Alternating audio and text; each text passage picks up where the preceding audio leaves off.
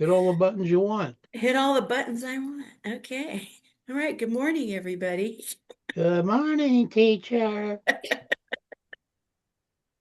We were just discussing how happy we are that Doug is here, and I'm really looking forward to the discussion today. Skip, go ahead and let's talk about let's talk about your connection with Doug. Okay, so Be careful, Skip. Don't tell him everything.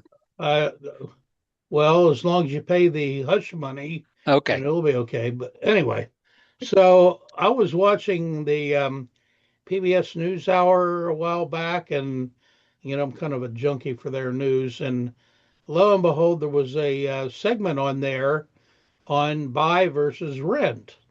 And I thought, well, this is interesting. And, it's kind of a subject that we've been talking about and want to, learn something about and hadn't had a speaker. And they said, well, the speaker is, or the presenter for it was Doug Ressler.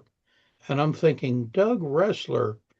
I went to high school with the Doug Ressler. Couldn't possibly be him. No. So anyway, I reached out and lo and behold, it was Doug Ressler from the class of 1967 at Waynesboro Area Senior High School. Go Indians! And and we hooked up, and then it was a perfect match. So I'm kind of interested in how we got to here, but he will probably tell you a little bit more about that. But I'm just glad that I was able to stumble upon him and reconnect. So I think he's going to have some pretty interesting stuff. So I guess we should probably get started. Okay. And I'm going to share my screen.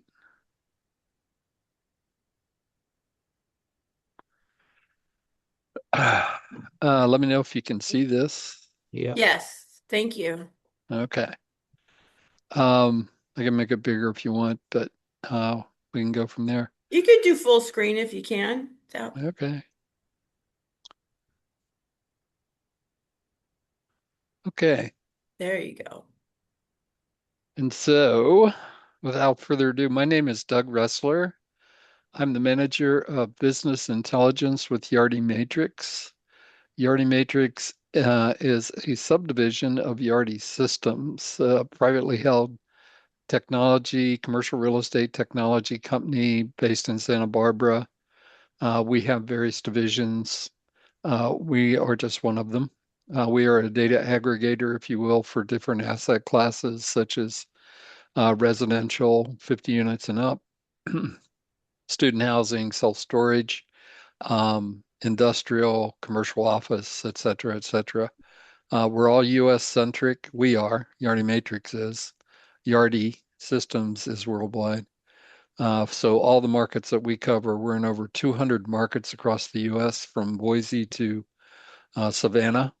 And we keep adding markets on a routine basis. And people come to us to buy our subscription services for various reasons: loan originators, developers, owners, property management, um, researchers. So there's a wealth of folks that use our services. So without any further, I'll just keep going here. So I'm going to cover today some of the contextual overview. I'm not going to read all the slides per se, but I'll give you the highlights of each one. The housing affordability issues, population migration, multifamily performance. We'll get into a little bit of the rent versus buy in that period, and also the multifamily investment strategy that people are using. Some of the macroeconomics. So we go out and forecast, and we forecast both GDP growth. We also forecast supply. We forecast rental rates. For the residential rental rates, we go out 10 years. Most of the loan originators want to be able to underwrite for at least a 10-year period, although that's been changing recently, so we have to have that. GDP growth has slowed in 25. We're still predicting right now that you're going to see quarter by quarter uh, something of about a 2.7 for next in total for 2026. I keep saying next year. Well, we're in next year. 2.7, 2.5. And what we're also going to see is that a major change to the Fed in terms of Kevin Walsh coming on board. However, that being said, it is still a committee decision. It's not a one-person decision. And Kevin was in the Fed before. Remains to be seen how his policies will be implemented with the new Fed. It's in the May timeframe. But we're still sticking to it. We're predicting about three rate cuts next year, 25 basis points each towards the second half of the year. Why is that so important? Well, it drives the 10-year, and the 10-year drives mortgages. It also drives money for loans, and that's crucial. So the labor market, as we see it, is softening. The Fed also has a dual mandate to be able to, not only control the money supply and inflation, but also to be able to maintain um, high unemployment. That being said, you'll probably hear a lot of talk about stagflation, where you have inflation, but you have a weak jobs market. So those are all things that are going on right now that'll play out during the course of the year. I wish I had one size fits all, but um, not so much right now. So there is a large federal deficit. That's a little bit longer term issue, 2027 to 2030. Entitlement programs are scheduled to run out of the funding that they have previously got. And with that, you're going to have to see some sort of change to that. The congressional reps and folks in the government have yet to come together or coalesce in terms of what that solution is. And the 10 years, right now, we're saying the 10-year for the next 18 months is going to be between the range of 4.0 to 4.5, maybe a little bit higher, 4.7. But that's our prediction right now.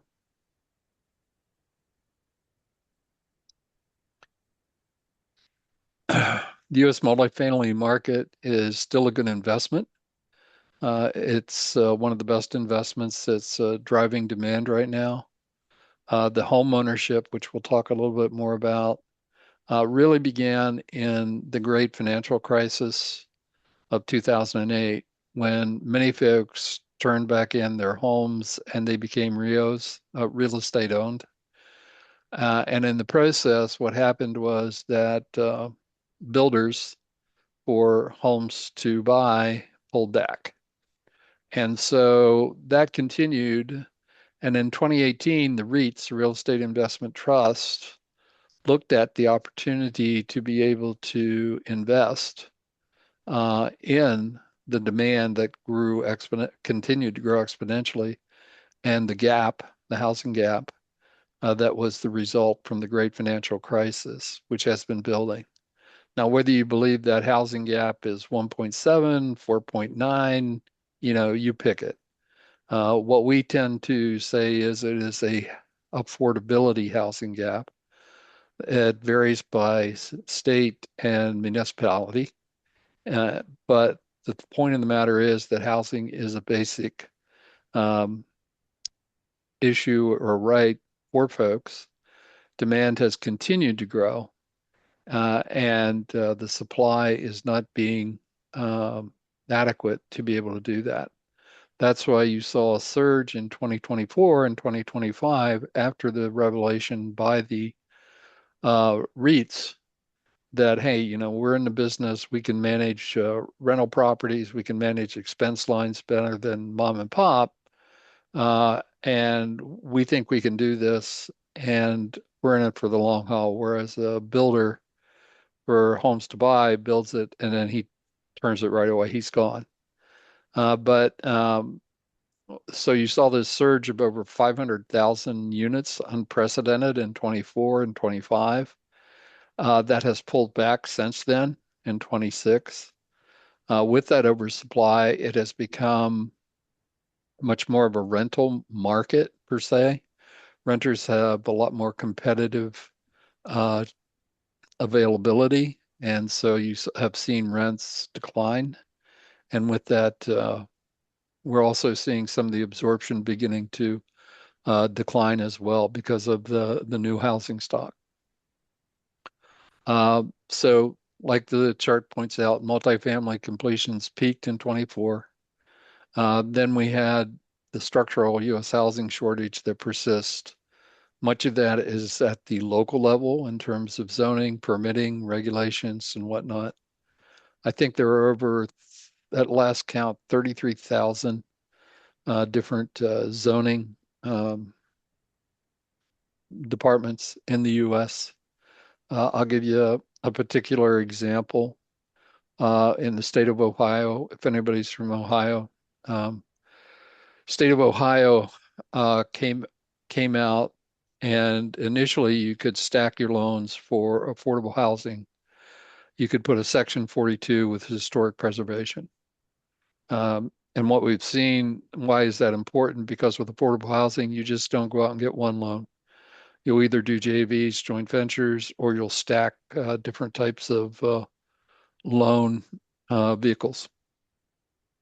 And so the state of Ohio previously said I could do historic preservation along with Section 42. So if I wanted to do an adaptive reuse or a conversion of a school that I would go in and claim was historic preservation, I could put those two loan sources together and fund my project. But the Ohio State Legislature in 2022 said, no, you can't tie those two loans together. They have to be separate. And so what that did was it put more burden back on the permitting schedule in terms of, okay, now I can only do Section 42, which has to go through city or county permitting administrations. So you reintroduce it to the bureaucracy of saying, well, how long does that take? Most of what you see right now is people trying to reduce that time set because time is money. And in the process, what's happening is that people understand that. So, how do I get more housing to the market faster? Which areas are more conducive to do that? Washington, D.C. Has made inroads on that. And so developers look at that and they say, that's very key. So successful strategies will require anticipating trends and looking at that. One of the other things that's occurring, it's kind of a minor instance with multifamily, is you have loans that were done during cheap money back in 2020, 2022 at 3 points, 3% interest. Those loans are coming due. What do you do with those assets now? Because the cost of money is obviously higher with the 10-year being at 4.45. You got to put an extra 1.5 points to that. So you're looking at somewhere around north of 5.5 points to be able to refinance your loan. And so in order to do that, do you have the income available to be able to do that uh, feasibly? And a lot of people say that they can. Some people say that you can't. So that's another thing that we also track is we track the distressed assets, we track loans, and we track the situation with the loans. Give you kind of a visual here in terms of trends with implications. You got a tug of war between the deglobalization and AI policy. What does that mean? Well, what does that mean for the immigration, the tailwinds? Do you have the labor to be able to build what you're attempting to build? When we talk to developers, one of the biggest things that they tell us is, our biggest problem is finding people to be able to construct what it is we want to build once we get permission to be able to build it and the permitting done. You have declining birth rates. I think it's 2043, I think, when the demographics are that population will not be for native populations will not be accommodated by the birth rate, that you will begin to see an overall gradual decline, very similar to many of the situations that Western Europe is going through right now. A lot of what has been, tacked into some of what we do is looking at population growth, absent of non-native immigration. There was a surge in non-native immigration during 2020 and 2022, and that helped fuel the housing market, both rentals and um, to purchase. But that has been strictly reduced. There's a housing shortage. Obviously, I always like to put in an affordable housing shortage in front of it. And then there's also the risk of political polarization. We stay away from the politics of things, but it does have an impact on what's going on. And Can I'll I talk a just, little bit. Go ahead. I don't know if you noticed, but today's Wall Street Journal had the article about the Yep, bill that would force large investors to sell housing. If this goes through, that is going to have an impact on housing then too. absolutely. We'll get into that in a minute, but a Okay. good point. Thank you. This is the projection that we have, the real GDP and the nominal. What real GDP is inflation adjusted. And so it goes to, like I pointed out before, the 2.5, 2.7 in Q4 of next year, of this year. Uh, Unemployment rate we see hanging somewhere between 4.1, 4.5. Also, we're looking at inflation of somewhere around 2.4 this year. We still think that that could happen, but uh, the tariffs and the Gulf War, well, the war with Iran in terms of what it's doing to oil may push that based on the duration of that war, which I won't predict. If I did, I'd be running a hedge fund. The imported and domestic retail good prices, as you can see, imported has reduced somewhat, taken up with the domestic side. So tariffs have had a minimal effect so far. There was a lot of pre-buying, if you will, in terms of the people that we survey. So you haven't really seen that effective too much in the cost. Now, some people will counter that with, well, yeah, but when I go in and try and get a dozen eggs, it sure doesn't look like what it used to. And you're right, it doesn't.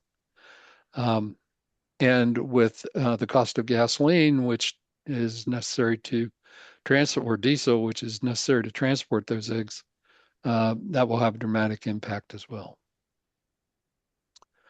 Consumer price inflation, just graphically, year-over-year change, peaked in 22 and 23. Um, Whether or not you're a Fed devotee or not, they've done a fairly good job in terms of reducing the inflation. I know they're trying to get to a 2.2 type of rate. Wage growth has kept pace with rents, so we also measure the different quartiles.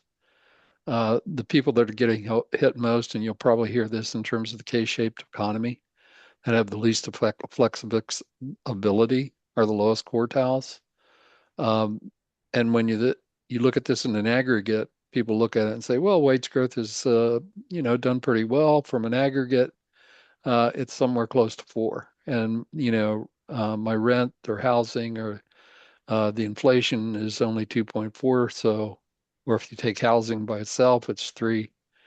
So that's a good sign. Yeah, but when you look at the lowest quartiles, those people are really feeling it the most. And so that is where you have less discretionary spending that is available for housing, food, services, things like that. CPI comes out this week. It'll be interesting to see, what it looks like. So CPI we track as well as PPI, and you can see from the graph that it is going in the right direction. Employment Uh, we got the jobs report with 92,000 negative. Healthcare did not provide the boost that it normally does. So it was significant in terms of the jobs report. The other debate that's going on is just how much artificial intelligence over the longer haul will affect the employment situation. There's pros and cons. There's just differences of opinion. Remains to be seen.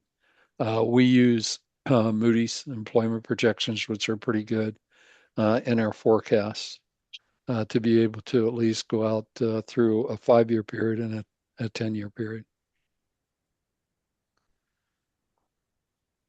Unemployment by educational attainment, wage growth, high skills, that type of thing. You can see that those that are involved in higher level of overall type of education are getting a little bit better results than those that are not. Although one of the things that we have seen picking up is the issue of trades, where trades schools, and I think the recent administration talked about the opportunity for apprenticeship programs that would build a much better employment base. Again, back to the federal debt, you can see where it's headed with no recourse as of yet. Some people, if you believe Pete Linneman out of Wharton and the University of Pennsylvania, he believes that it will be accommodated with different types of policies without drastic intervention. There are those that do not believe that it will take drastic intervention in terms of the entitlement programs to Social Security, Medicare, Medicaid, SNAP, et cetera, et cetera. U.S. housing affordability problems. The big building short is how we rephrase it. So housing starts per 1,000 you can see are down. Historically, it's pretty low compared to what it was in the 50s when you had the GI Bill. The GIs came back from World War II. You had Levittown, those kind of things where a lot of housing was being built. Today, that's changed dramatically. It really began in the 2014, 2008, 2010, the great financial crisis, and it has not recovered. You can see the median home prices are changing. We did this over the course of a year, January to January. You can see the year over year change. And so that has really, picked up, especially in the Northeast. Southern Florida, Southwest Florida coast has gotten hit pretty heavy. Also, Dallas, which was kind of a darling child, has pulled back, as well as San Francisco. However, there is some bright spots, like in San Francisco.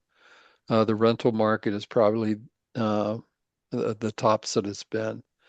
Um, you know that some of you folks are from the Bay Area, so you know the issues with density. You know the incidents with the amount of land that one can build and the cost to be able to build. Certainly, there are some things that are being done in terms of the environmental laws that were changed this year by the governor and the populace of California, of course, that required the heretofore required environmental uh, studies be done, which was different, changed. Also, transit-oriented development, building within a certain area to be able to build more um, transit-oriented type of housing. That seems to have worked pretty well in the San Francisco Bay Area. It hasn't worked as well in LA. Um, Harvard did a study on it just recently, but it seems to work better in the BART area, especially in the Richmond area of East Bay, um, because of the association with the transit-oriented. There's been a higher propensity of development with market rate type of product. So the new housing support and high demand leading to underproduction in every state. You can see how the states fare in terms of the underproduction. The color code on the right. Obviously, the big coastal states like California, Texas, Florida, and New York. This is the one where we have home mortgage payment. You know, how much does it cost to rent? How much does it cost to buy? This is just the mortgage payment, so it doesn't cover maintenance, insurance, et cetera, et cetera. That gap exists, and it's has for quite some time. We don't see it coming down anytime soon. And that presents an opportunity that says if I need housing as either a Gen Z person just leaving home for the first time, or even a millennial, I'm going to look at this really hard because in order to meet my wage and salary and income and budget, you know, will this work for me? And so what you have, and we'll talk about it in a little bit, is this conundrum that started in 2021 when rents became, you know, lower than the cost to buy.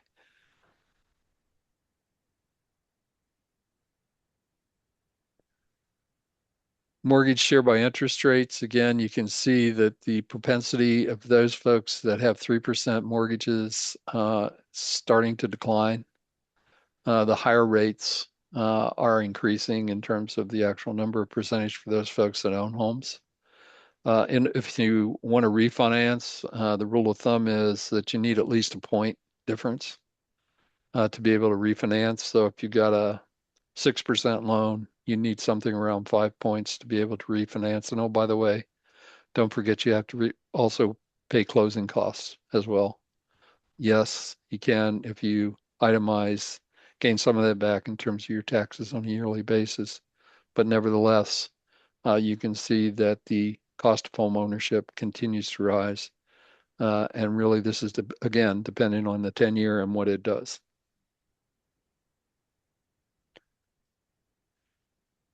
Escrow shares out of total high escrow costs are putting a lot of folks in home ownership out of the, you still have to come up with 20% down.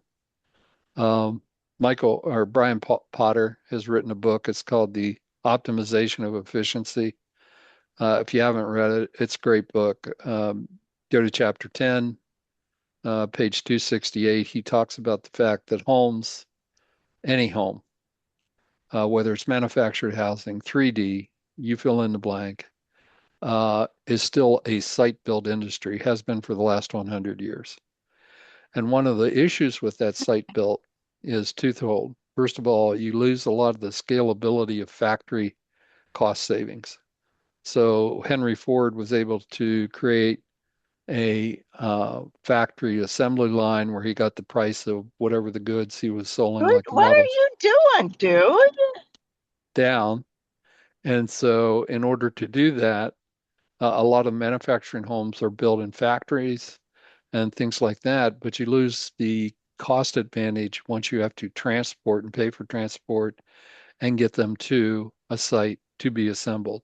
And then, of course, you have the labor issue of how much you charge or get charged for labor to be able to erect things on site, whether you're building 10 stories worth of steel or whether you're building 2x4s in terms of manufactured housing or trying to do that. There's also other issues associated with that. Have you considered 3D building with that? Yes, Okay. yes, he does. The cumulative increase is adding to the affordability of problems. And the two bills that are in Congress right now, which we'll talk about, and they really are throwing, you know, different spins on them. They have different things, but in my opinion, nobody is getting to the cost of how do I address the cost of the building itself. Yes. I can put money against it. I can put grants against it, all sorts of things like that.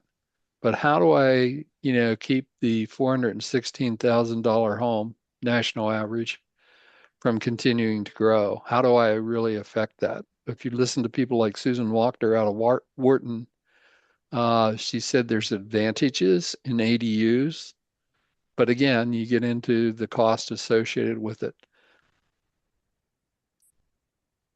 National average rent to income ratios remain fairly constant across the board. This is another thing that we gather, and we are asked about it all the time. So you can see that the housing policy is that anything over 30% for housing is distress per HUD, and you can see that it's remained fairly constant.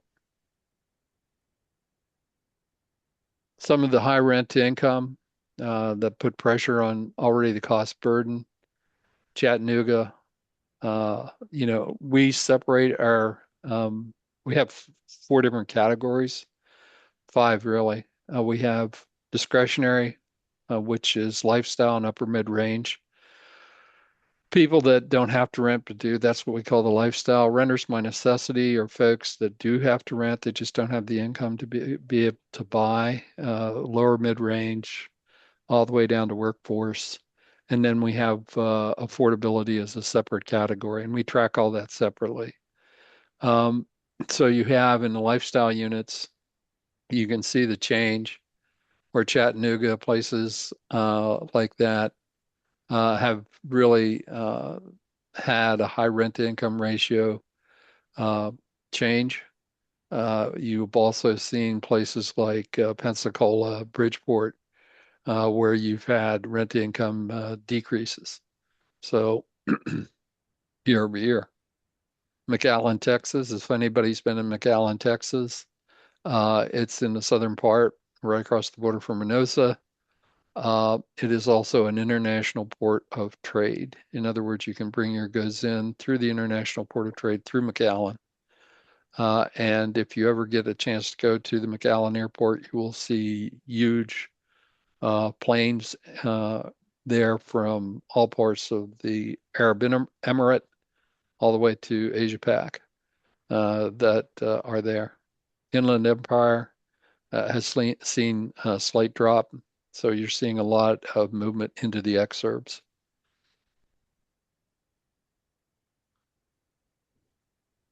We do not support rent control or rent stabilization, if you want a more benign term. Uh, we believe that anything that really addresses a free market type of economy is really a disservice economically. I think most of us were around in the 70s when they tried to do the same thing with oil. And you can see that we're still paying a lot of the same price for that. This is just some of the states that have this right now. You have Massachusetts that has an active ballot initiative. Uh, Whether or not it gets voted in, don't know. You also have New York City, which is looking at expanding tenant protections.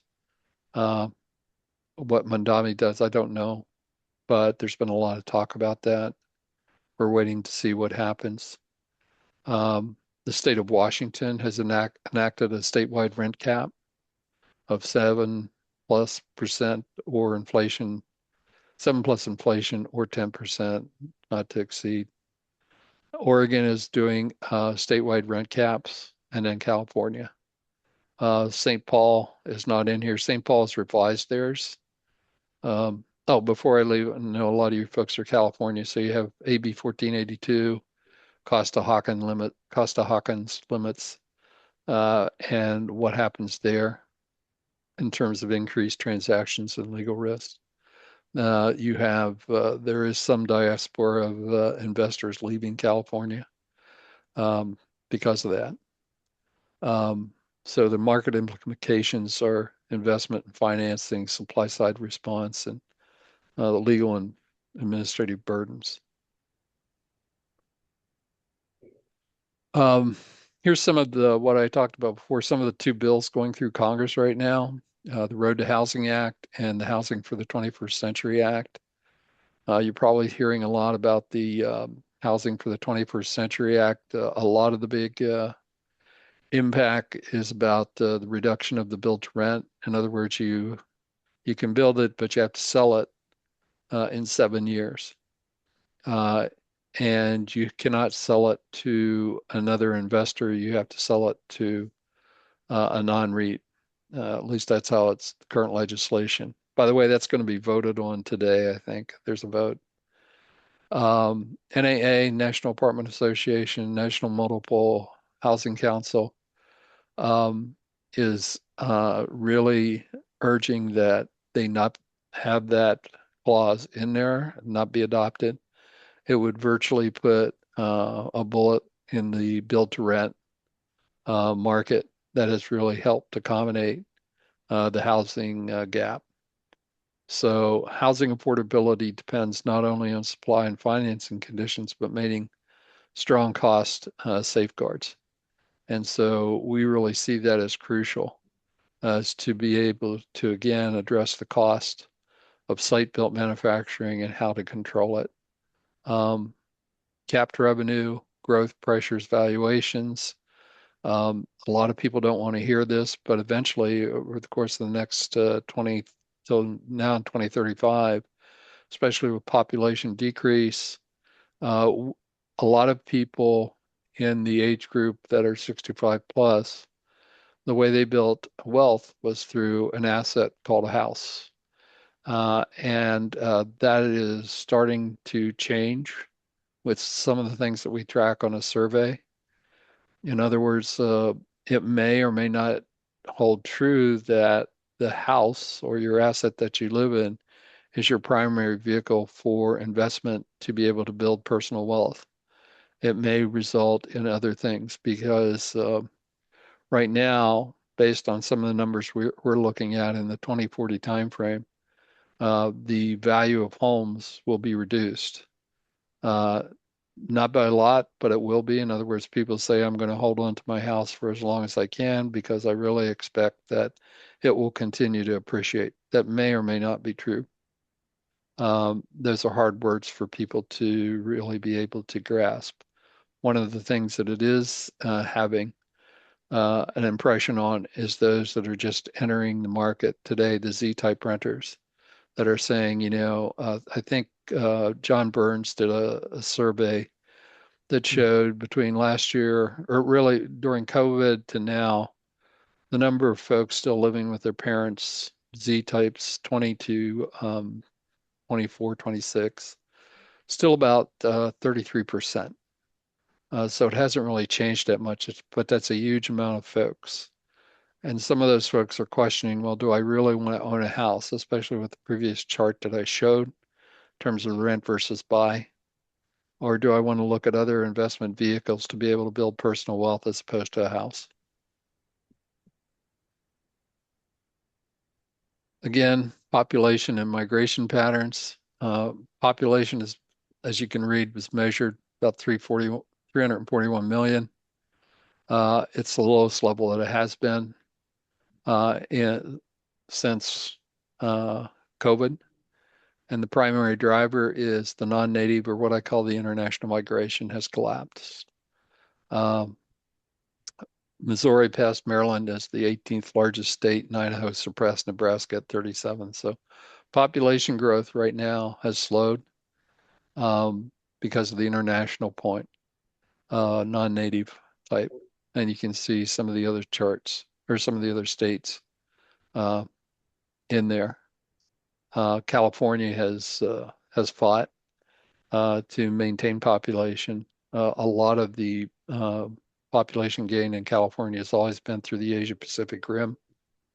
And with the decline in non-native immigration, that has been impacted quite heavily.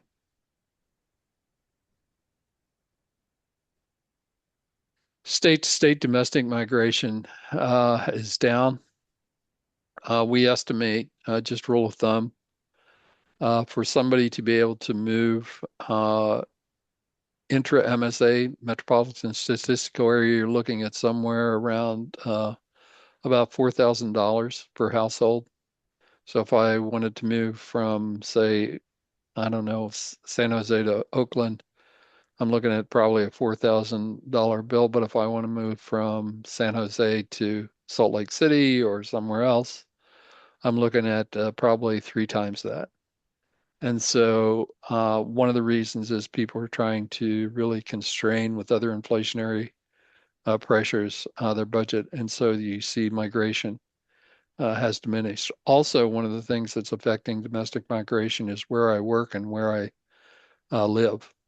Artificial intelligence or what they call the hybrid environment, work from home, we see as continuing. And in so doing, that doesn't necessarily mean you have to work in the same MSA or you have to work in the same state for that matter to be able to do what you have to do. And so that has really cut down in terms of the state-to-state migration that we see. California, as you can see, 229,000 negative, saw the greatest, that New York and Illinois saw the greatest outmigration. So everybody, puts a headline up about everybody's leaving California. That, well, that's an overgeneralization. That's not true. But nevertheless, California does feel those pressures. Well, the Go ahead. billionaires are all leaving. Yeah, yeah, especially with the taxation policies. That's what I mean. Yeah. Due to rapid decline in international migration, so you can see the population growth. We didn't extend this table out to 2040, but we do have those kind of means that we look at. But you can see from the international migration standpoint, the dramatic change that's occurred since 23, 24. And we think that that will continue. State to state migration is down. Obviously, it was much higher during the COVID area, and we don't see that really recouping anytime soon, if ever. Percent change in populations. California doesn't look too bad on this chart. You got a negative, 20 basis points or 2 basis points. So not too bad. Texas is obviously very how should I say, robust in trying to attract folks, headquarters, population, their business approach or their permitting cycles, things like that, and their taxation policy where they don't have state income tax. Florida's another state that doesn't have state income tax. They use all those as incentives to be able to pull people down. You also have into their states, you also have the boomers that really wanted to meld from the Northeast and the Midwest into Florida, Texas, Arizona, those type of places. Some of the greatest population in the next 5 years, you can see this population growth. They're really more of technical markets, and at the same time, exurb markets, Boise, Austin, Raleigh, Durham. The Carolinas are still hot by any stretch of the imagination. And Houston, Dallas, all those on the left are doing quite well. The Rust Belt cities on the right are not. So you have places like Buffalo, Chicago, Rockford, Cleveland, etc., that are not doing real well. And you can see that in terms of our projected population growth going forward.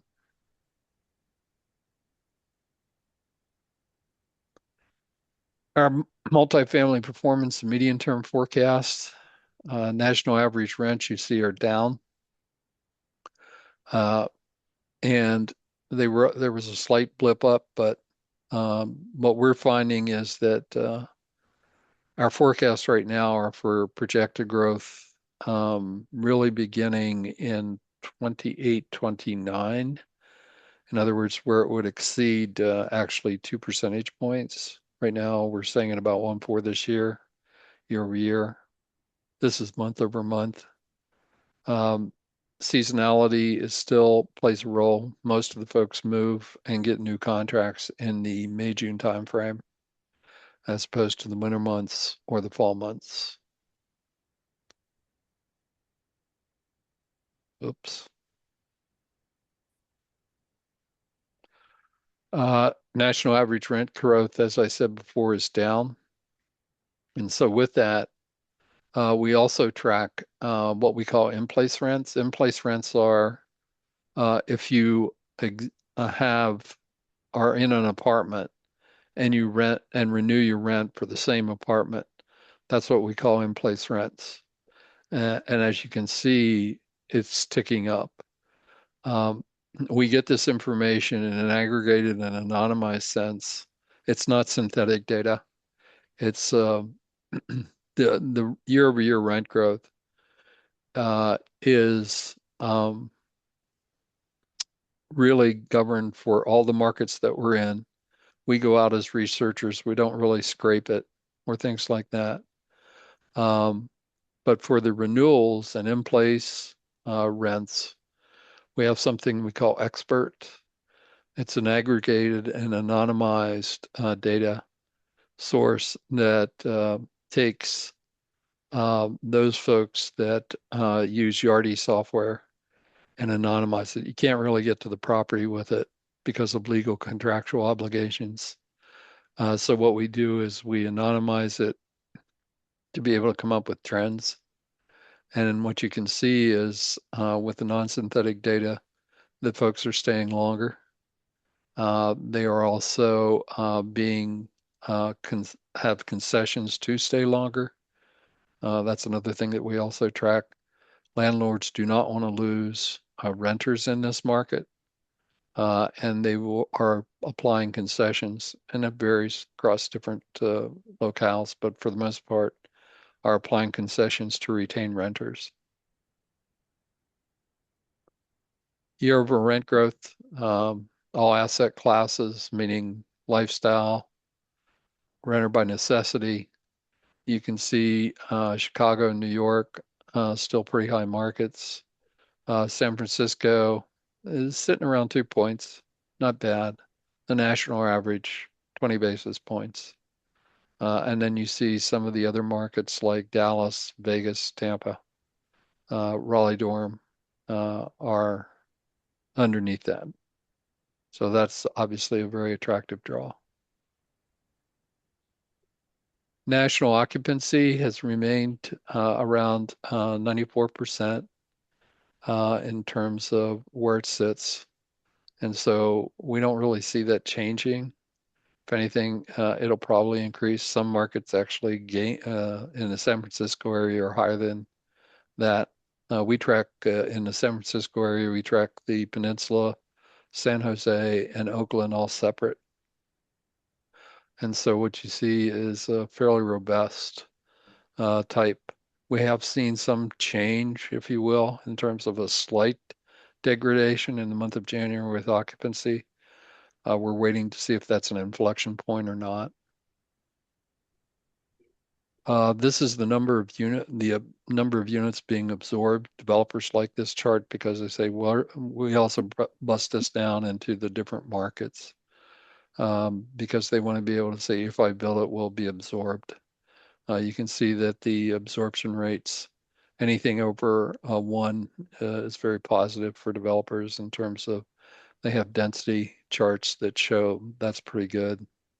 That they're building it. You can see that there's been a slight degradation of absorption because of all the new supply that is continuing to come out from 24 and 25. It takes about 36 months to be able to build a typical apartment.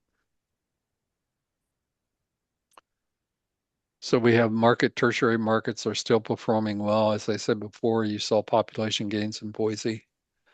You've also got Cleveland, Akron, that is making a very, very strong effort to attract folks.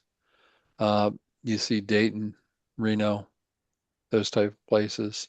Some of these are tech hubs that are trying to bring in different types of folks. Memphis is a big logistics hub. It's got FedEx there. Yay. And Tacoma is really another hub, if you will, for tariff free. Eugene, school, university, Birmingham, same. And then you have all sorts of DoD stuff in El Paso that's going on. Madison, again, school. We kind of did a one bedroom. We wanted to take a look and we said, what's the new lease trade out again? Are you renting the same apartment that you rented? And if so, being what's the percentage that you're willing to pay? You can see some of the markets like San Francisco had the highest with the new lease trade out percentage. People want to stay put in San Francisco and they're willing to pay a little bit more for it, as opposed to Austin, that seems to be a little bit more migratory in terms of what they're looking for. We also looked at the two bedroom, same. Again, San Francisco a little bit less, but nevertheless, places like Manhattan and northern New Jersey, people are willing to stay where they're at and pay more to be able to be accommodated in terms of keeping the same housing that they already exist in. The forecast summary, this is what we're looking at for the next 5 years going forward. As you can see, I said, we're looking between now and 2028 of somewhere around 2.3%. Most developers or people like that want to know when you get to 3 points. Obviously, we're saying it's not soon, it's 2029. A lot of people didn't like that number, but that's what our forecasting methodology shows. We use an ensemble forecast methodology. We used to use vector autoregression. We no longer use that. We used it during COVID, but it was really just a one model type of rule.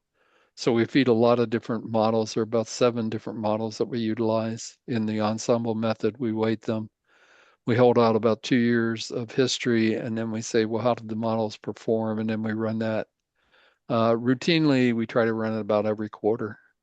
And some people like our forecast. Other people have heartburn over it, but nevertheless, we are consistent. And we use consistent variables to be able to do this in terms of the endogenous variables that we collect. A lot of people would like to see that 3 points move closer to 28, but that's our view on it right now in terms of the realistic view as to what people can expect in terms of rental income. So right now it's a very rental friendly market for the renter. So renewal tradeouts for 2 bedroom units also exceed new leases in nearly all top markets, as you can see. In terms of the renewal lease tradeout percentage, again, San Francisco tops the list, and Manhattan, New Jersey. Oh, I think I'm going the wrong way. Sorry. Market rate completions are moderating. We're down to 430,000 units this year. And you can see where we were in 23 and 24 and 25, well over 500,000 in those 2 years. But developers are pulling back. They want to see stabilization in the 10-year, what it's going to get to over the course of the next 18 months before they really make decisions. Total starts have slowed. As you can see, we also track starts by market rate, partially affordable SFR. If the clauses stay in the SFR BTR bill, you'll put a bullet in the SFR market pretty quickly if that's the way it gets passed. Multifamily, still a good investment. Dallas, as you can see, forecasted new units still pretty heavy. LA, still doing quite well. The San Francisco market is less. This is the percentage of existing inventory. In other words, what's built and the new forecast, if you measure it accordingly to what's coming in as to what exists right now. To me, that seems to be more of an appropriate measure than just looking at the nominal values of new product coming in. You can see that San Francisco, which is down, is all, but that could be a good news, bad news thing where a developer can actually, because of the lack of supply and demand, the lack of supply, you can actually change your pricing point in terms of what housing rentals do. I'm not saying you do that, but I'm saying that's probably one of the reasons why you have that. San Francisco's been underbuilt now for the last 3 years. That's why you're seeing the rental rate gains that you are when you look at it market by market. Core markets, you know, are forecasted for modest year rent growth, while high supply markets are being subdued, meaning the Southeast, but nevertheless, Raleigh, Durham, Charlotte are still good markets. They were really hot the last couple of years, but nevertheless, we really see that some of the Midwest markets are even hotter. Kansas City, um, you know, Houston. Houston has no permitting or zoning, so you can build pretty much anything you want, and they are very attractive with other things. Also with the port there, most of the naturalized gas is shipped out of the port at Houston, so it goes all the way through from the Dakotas south through Enid, Oklahoma as the distribution point, and you can really track along that whole axis the energy and the housing associated affiliated with it. Columbus is a tech center. There's a lot of things going in Columbus. You've got Intel in terms of semiconductor business in Albany, which is in the northeast quadrant of Columbus. You also have Phoenix that is at the bottom. Phoenix has had a dearth of supply, but nevertheless, you have semiconductors that are going in.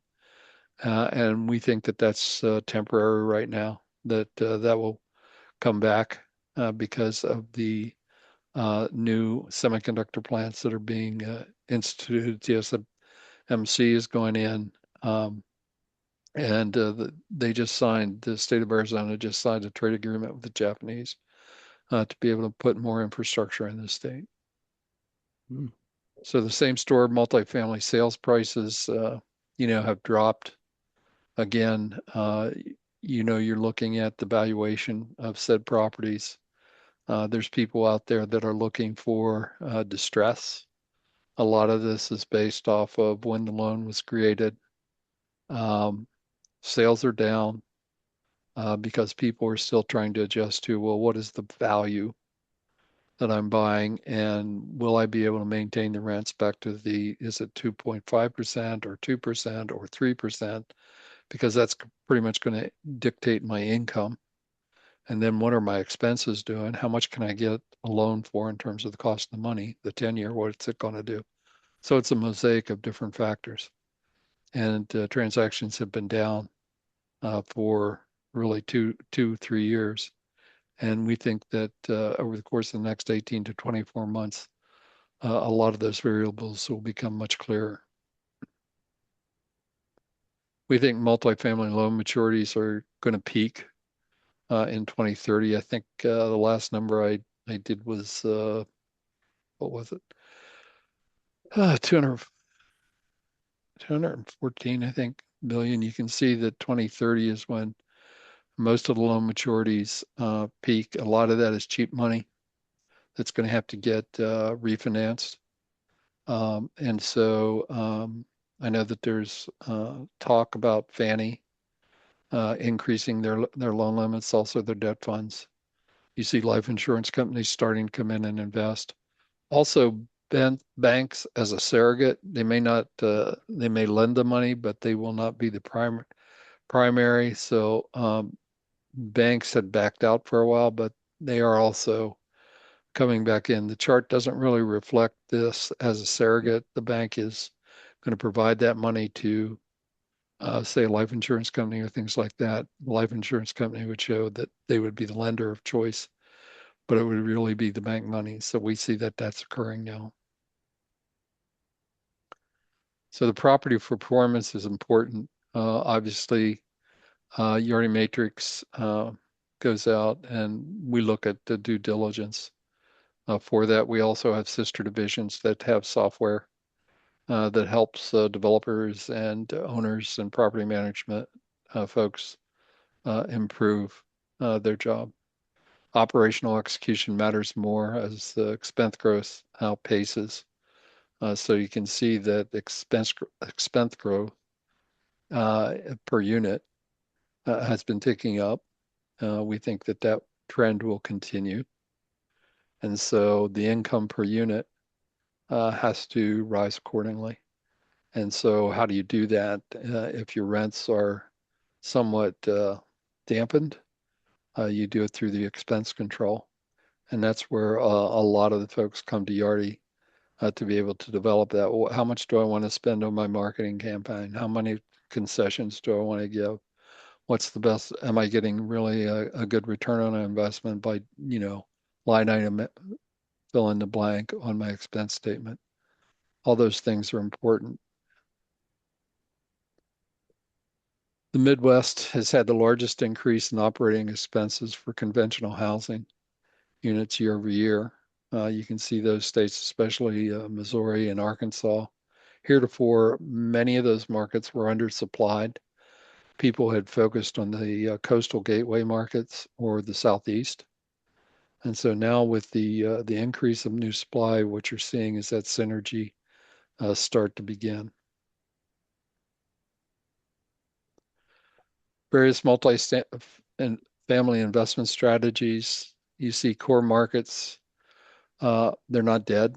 They're very good.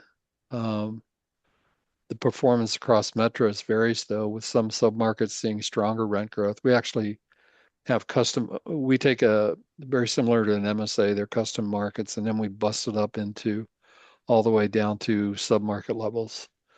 And then we look at the various submarkets and we look at comp sets that compare those. So, how's one market, submarket doing as opposed to another within the same geographic space? Office to apartment conversions, we also track.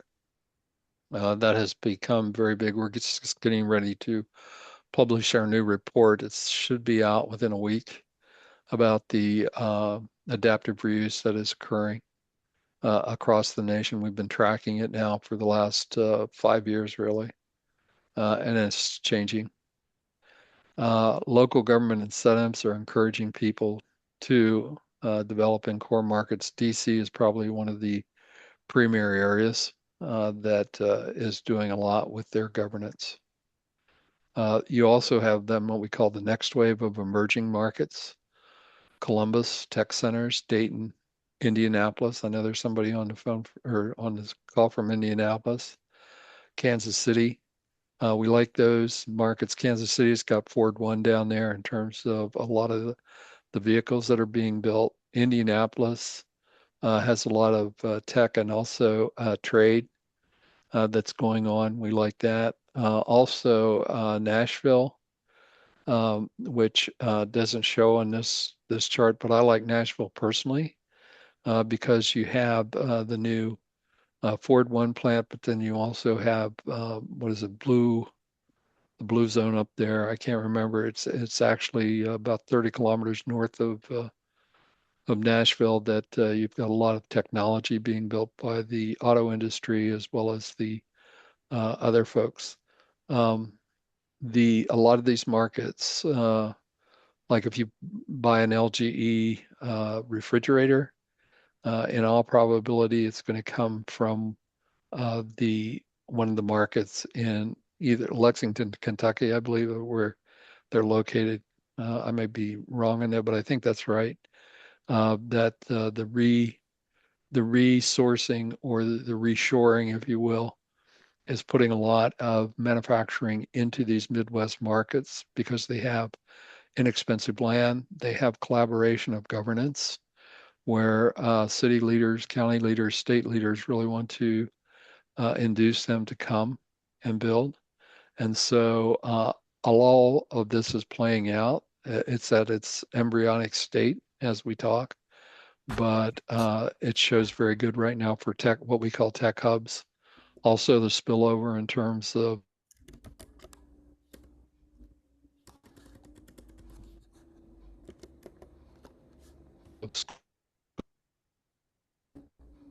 Are you there?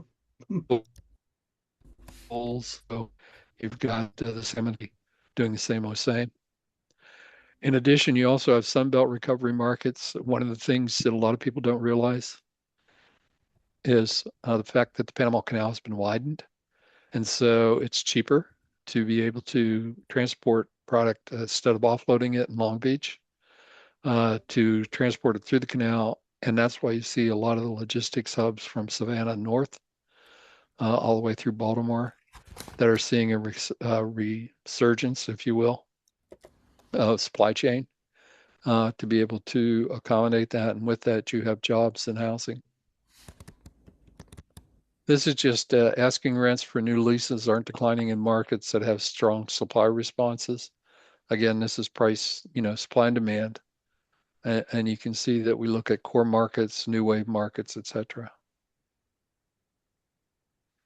The forecasts show next wave markets with most of the family rent growth, core markets with modest growth, and Sunbelt recovery markets with a little bit negative growth. So right now we're saying that the next wave markets, primarily in the Midwest, are going to see the banner stock of stuff coming in going forward, at least for the next 18 months.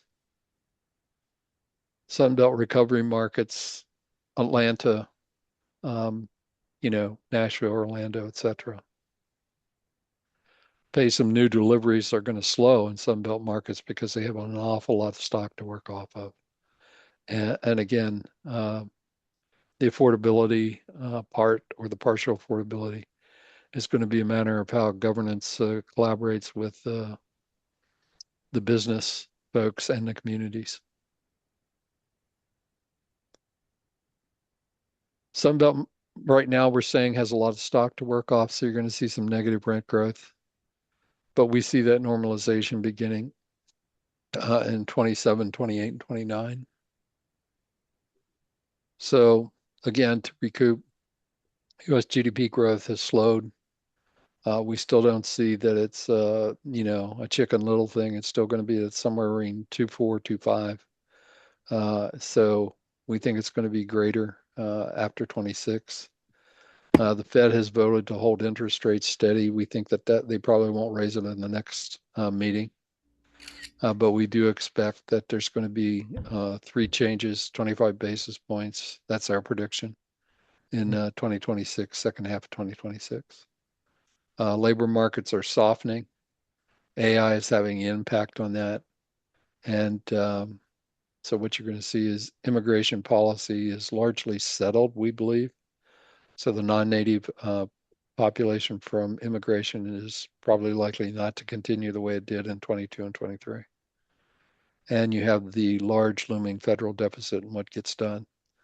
And our projection is for the 10-year treasury to be somewhere in the 4 to 5% range over the course of next 2 years.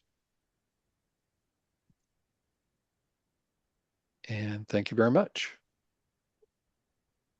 Wow, Doug, I didn't realize you were so smart. It must be that Waynesboro education from high school. Not me. There's a lot of good people behind me that are doing all this. I can imagine. I have a question. Questions? Yeah, I have a question. Shoot. So, does Yardi, do you have like information about micro markets or demographics? So we work in the seniors real estate, the seniors demographic. And so what I'm looking at is our senior living communities, all the combinations thereof. Do you have? We don't Yeah. have all. What we track is if you're going to limit yourself to 55 years plus, we have that piece, but we do not track the others. So like the multifamily, the senior living communities, all the Brookdales, all the Atrias, No, I mean, all their units. no, we don't really get into that. That's hospitality, Yeah. Different market. different market. Yeah. So that's a hospitality market. Okay. So, But for the 55 and over rental units, you have data for that. So when we speak to 55 and over portfolio owners of, 5+ units, 50 units and up. or Yeah. 50+ units. Okay. Yeah, that's good to know. I mean, because we do have a few, I mean, one of our demographics are, seniors that have significant real estate portfolios that we help them with. So that's good to know. Thank you. Hmm. Does anybody else? You got questions? That was a lot of information. I really like it. Right now, I have a client looking for property, so this is super helpful. Go ahead, John. Yeah, Doug, that was great. I have some investments in uh some of the markets you mentioned. There are many markets you are high on for various reasons. Are there any markets you would avoid? That's a good question. It depends on the criteria. Some people that are looking for distress, like Central Core Baltimore, uh, Central where? the Florida? Central Core in Baltimore, Oh, Central. Okay. a lot of people would avoid that. But if you're a distressed person looking for distress, that's probably where you're going to go. Right. So again, it depends on the criteria as to what you're looking for in terms of the comp set. Okay. So I there's mean, I wish I upside could give you a every, simple, yeah. yeah, there can be upside anywhere depending on your outlook and strategy. I understand that. Carlos, Certainly, Right. this, yeah, the saturated markets are ones that we tend to have people shy away from. They shy away from those because, or the inability to know what's going to happen in terms of NIMBYism, not in my backyard, and a combination of rent stabilization and things like that. St. Paul implemented a rent stabilization or rent control procedure, and you saw the development drop accordingly. The developers did not want to get involved in that. The same thing developers are looking at right now is Boston. Boston is coastal gateway city, but they're also looking at rent control. You will see a lot of developers stay away Yeah. from Boston based off of what is going to result from that. Yeah. I uh, and then like in the Bay Area, we have some cities with rent control, but I think the bigger challenge is just so expensive Yes. already. And I think there are plenty of factors that will keep prices and rents up, but I think it's harder to envision even, significant upside either. Well said. Yeah. Carlos. Oh, hi. Thank you, Doc. I'm sorry I was late, but I had a question. I heard that the characteristics of someone looking for a rental would be demographics, some place where it's growing population, weather, right? And what else? One of the things that we've seen, there was a study, Transportation, sorry. Go ahead. yeah, one of the things that we saw, there was a diaspora of folks in a study that was done. He was from Harvard, he's at UCLA now, um, that he looked at migratory trends from LA to Boise. And what he saw was that people in higher income areas were looking at ways to move to lower income areas, but they still had a range of services. If you're familiar with Boise at all, the central core and the southwest part of town is very tech related, even though it's not to the same degree as LA. And so what they saw is a movement, and by the way, we've tracked this in other cities, where the movement from high income to lesser income areas that had uh, a good complement of transportation, lower income, stretch the budget, especially things like that, or maybe lower taxation policies or governance. That what happened was that those folks from higher income moved into areas and displaced in the central core and displaced people out to the exurbs. So the people in Boise didn't move, they just moved to the outer ring.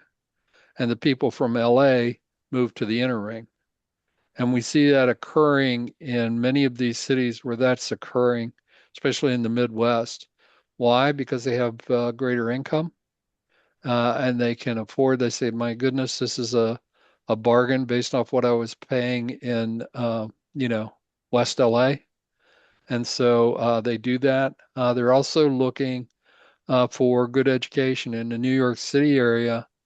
Um, One of the things we tracked was a year of sales for single family homes. And we found that 64% of the folks in Manhattan use cash to buy. That's a pretty expensive market. But one of the primary reasons that they did that, along with Brooklyn and Queens, was the fact that they were younger renters or younger owners. They had children and they were looking at school systems. So in Manhattan, you had privatization of schools. In Brooklyn and Queens, you have an advantage in terms of the school systems as compared to the Bronx and Long Island. And so they chose Brooklyn and Queens because of the school system. It was number 2 in the hit parade as to why they chose to buy in those areas, which I thought was kind of revealing. So again, it's back to demographics. Hal Varian, who is he's a physicist by training, but he's also a demographer for Google. And he said, if you really want to understand the market, you got to look at the demography of markets. Right. And just as So, an aside, I've contacted the Santa Clara County Assessor's Office, and we're going to have the assessor sometime later in the year, which will give us a similar breakdown on the county so that we'll be able to look at the demographics and the changes for our particular area then too. So stay tuned. So my question, follow-up question, I'm sorry, is I understand that older people might want to sell out their rentals and maybe bundle them into a property per se. Do you have any ideas about that for demographics that they may want to do that and come to the California area? There has been, in fact, I think one of the employment areas, I'll speak to the second part of it. We have seen an influx of migration into the northern part of California. We use the state agency as opposed to the federal government data per se. But we have seen net positive inbound migration to the San Francisco and the surrounding Oakland, San Jose area. Positive. We do track that. And so in terms of bundling, people look at density specifics. They look at, well, they're really looking at the long haul. Do I have the density to produce the type of income growth that I need to, and what are my expenses to be able to do that? So most of the people that own rentals are looking at least 5 years out. And so they're looking at density. Do I have the ability to, sustain growth in those markets? Will I have the population inbound or, moving within that area to be able to populate my asset that I can provide a sustained income growth? So people are really looking at density. And certainly San Francisco has one of the best densities in the world. Now, in terms of bundling, not sure I have anything to add on that. Thank you. Next.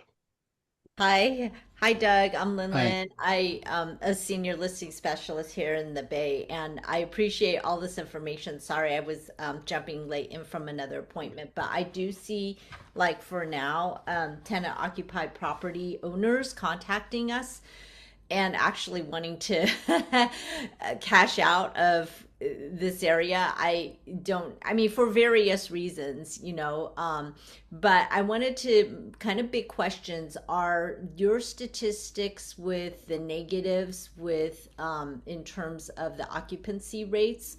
Are those because there's more homeowners in those cities, or not negative? There was a chart where it had a percentage of the occupancy.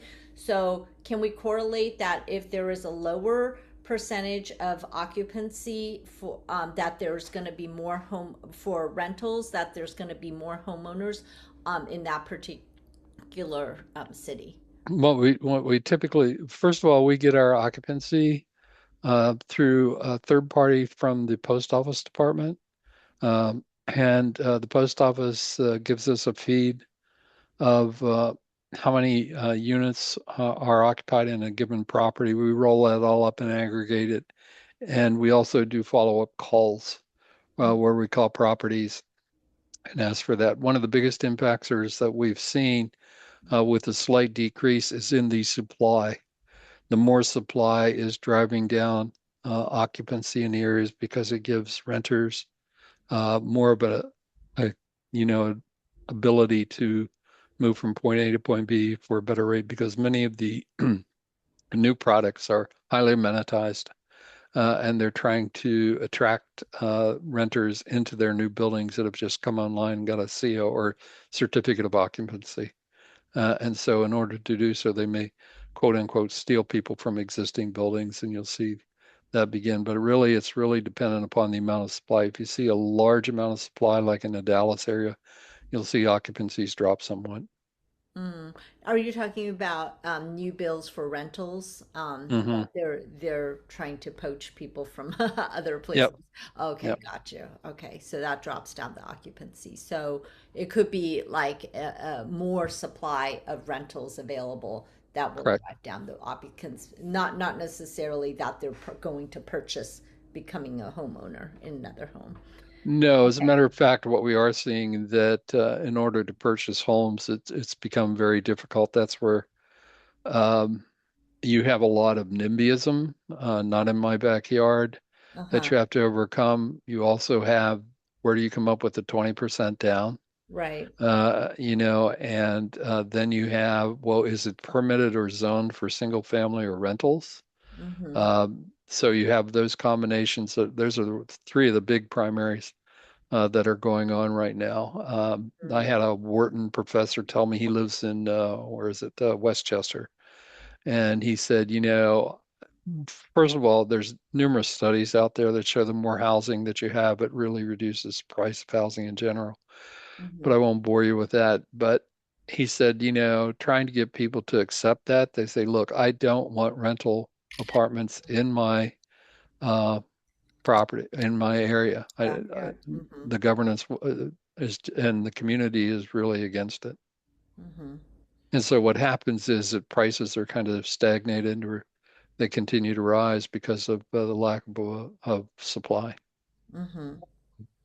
Thank you. We certainly see a lot of evidence of that in our little micro markets around here. Yeah, I've always been a fan of Richmond in terms of the East Bay. A lot of people have concerns about the East Bay, but I really like it. And to say the least, the Silicon Valley is unique. A lot of people say they're trying to make a new Silicon Valley, fill in the blank, but Silicon Valley is unique in terms of the intellectual property. There's a lot of places that are attempting to do technological change, but I always think that the Silicon Valley will be unique in its own approach to the creation of new markets and new technologies. And just as a casual observation, um, I see a lot of potential emerging markets in the I-80 corridor between the Bay Area and the Reno, Tahoe, Carson City area. Hmm. Um, and is there some resource that we can go to from Yardi maybe to pull data if we want to research these areas in such a manner? Well, I'd have to think when you're looking at raw land in those corridors. we use a sister divisions, but it's not that well developed. I'd have to check on that. If you shoot me an email, I'll see if I can find something. But our land, the raw land is finite, and what you're talking about with the I-80 corridor, we have everything through Sacramento, but east of Sacramento, we also do Reno, but the bridge between Sacramento